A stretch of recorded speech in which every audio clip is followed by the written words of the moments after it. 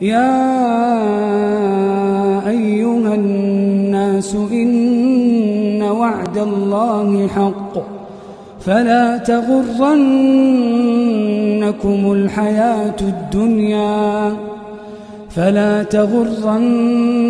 الحياة الدنيا ولا يغرنكم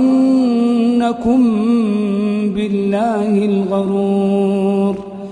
إن الشيطان لكم عدو فاتخذوه عدوا إنما يدعو حزبه ليكونوا من أصحاب السعير.